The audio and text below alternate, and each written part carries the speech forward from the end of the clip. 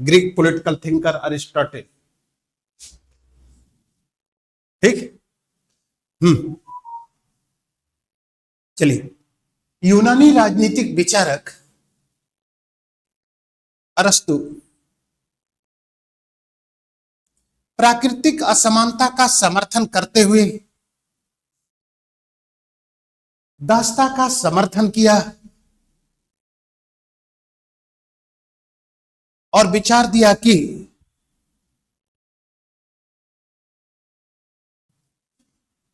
दास पारिवारिक संपत्ति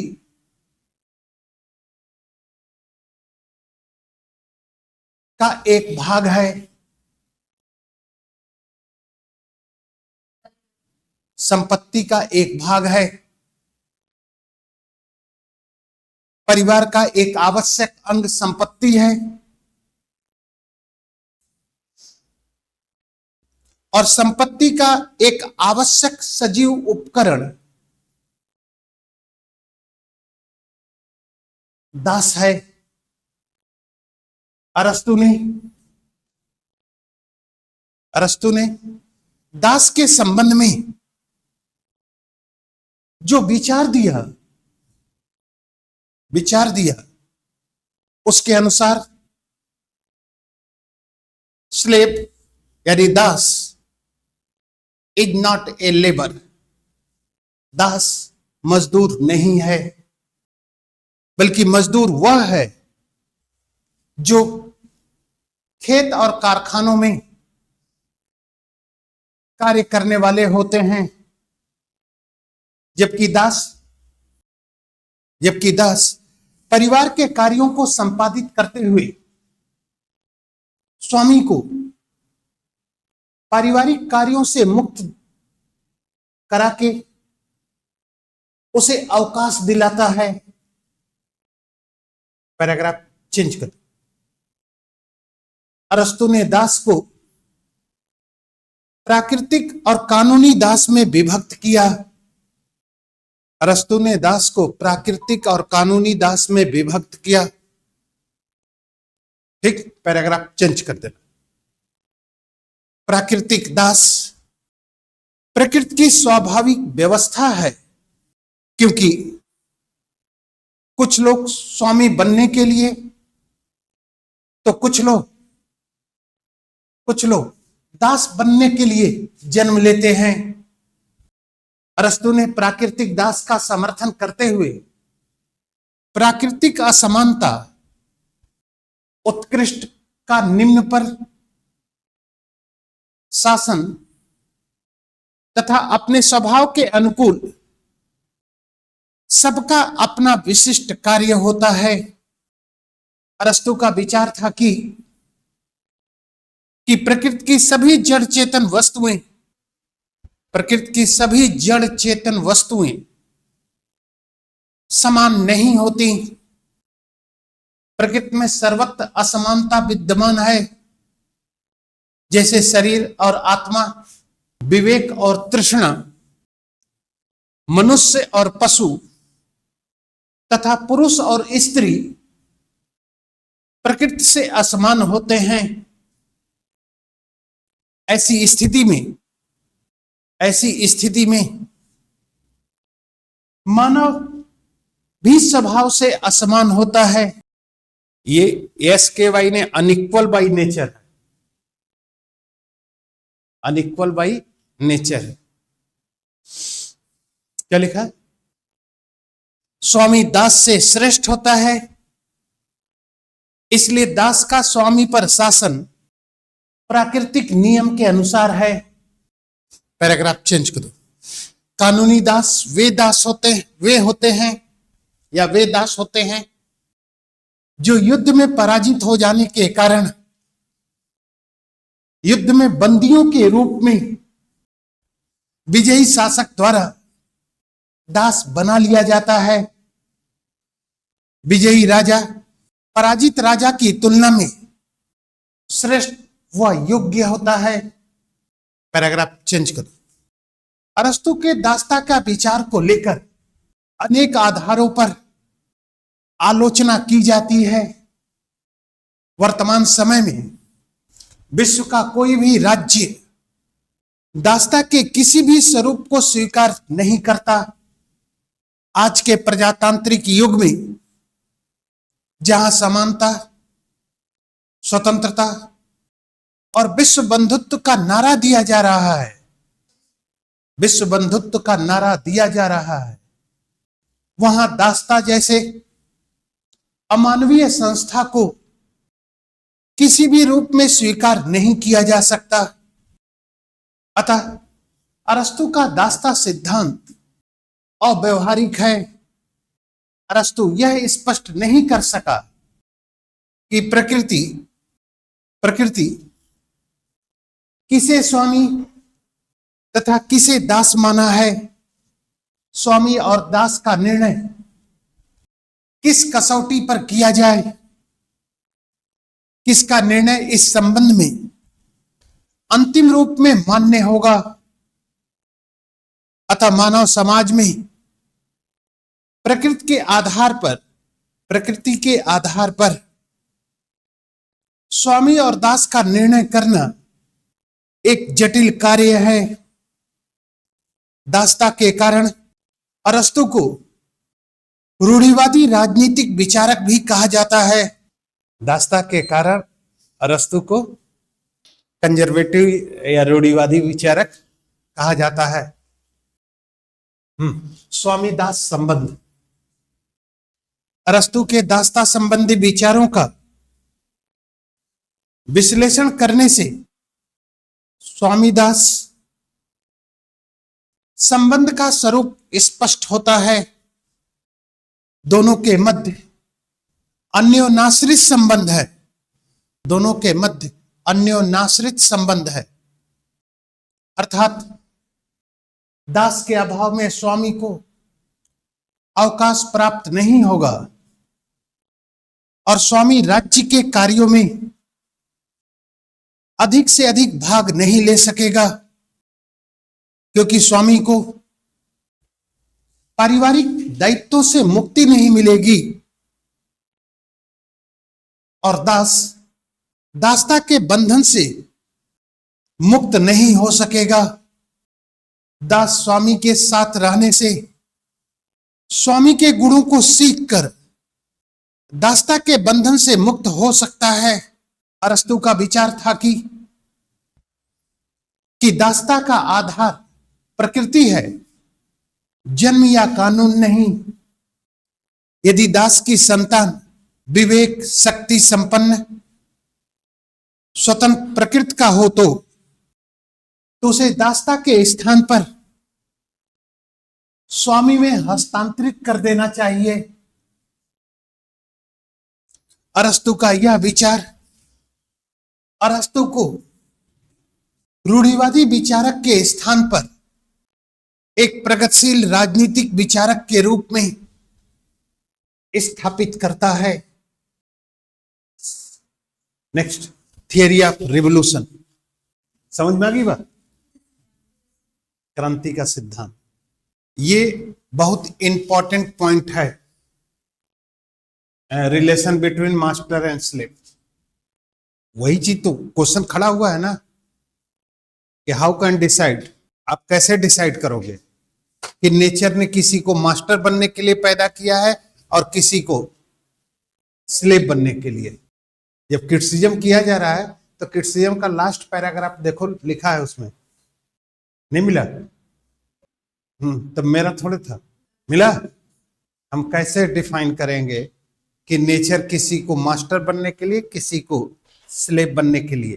ठीक, तो मापदंड क्या है? ये कहीं अरिस्टोटल जैसे, प्लेटो जैसे एग्जाम भी तो नहीं कराया है। प्लेटो तो एग्जाम करा देता है, तो क्वालिफाइड और नॉन क्वालिफाइड के बीच का डिस्क्रिमिनेशन किया जा सकता है, लेकिन अरिस्टोटल तो कहीं डिफाइन नहीं करता है। एक बार फिर, नेचुरल अनइक्वालिटी, नेचुरल स्लेव जो है वो नेचर बेस है और नेचर हमेशा इक्वल नहीं होती। ठीक, तो जब यानी all time nature are not equal, समझे हो कि नहीं? कभी भी, तो जैसे उसने एग्जाम्पल भी दिया था, male female, soul and body, ठीक, इंटेलेक्चुअल नॉन इंटेलेक्चुअल, यानी एक ही जैसे, जैसे जस्ट लाइक एक एग्जाम्पल दिमाग में आया है, नहीं अभी अभी दिमाग में आया है तुरंत। एक छोटा सा लड़का है गांव से, ठीक, कहीं जाता है, तो गांव की स्टाइल में वो खाना खा रहा है। स्टाइल क्या है?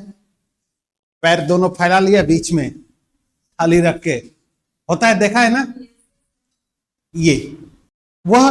और वही दूसरे व्यक्ति आराम से चेयर पर बैठ के खा रहा है। तो ये क्वालिटी नेचर ने दिया है ना, ठीक। लेकिन वही लड़का जब उस परिवार के साथ रहते रहते 2 3 4 साल 5 साल के बाद वो भी चेयर पर बैठ के खाने लगा, ये छोड़ दिया, तो उसके पास सीखने की कैपेबिलिटी है कि नहीं? तो गांव के बंधन से मुक्त हो गया कि नहीं? यही चीज तो है, बताओ, यही चीज तो है पूरा स्लेव थियरी, ठीक। नहीं, ये मैंने देखा है इसलिए मेरे दिमाग में आ गया ये तुरंत, है कि नहीं? अब बताओ कि क्या रीजन है कि उस बालक को नेचर ने गांव में पैदा किया और उस बालक को शहर में पैदा किया? क्या रीजन है कि दूसरे लड़के को मुकेश अंबानी के घर पैदा किया, मुझे इसके किसान के घर पैदा किया? क्या रीजन है कि किसी व्यक्ति को नेचर ने ट्राइब्स एरिया में जन्म दिया, किसी व्यक्ति को अर्बन एरिया में जन्म? कोई ना कोई तो पर्पज होगा नेचर का, बात तो यही है ना। इसलिए हर व्यक्ति की स्थिति एक जैसी नहीं होती, ठीक। तो जब हर व्यक्ति की स्थिति एक जैसी नहीं होती तो एक जैसा कार्य कैसे?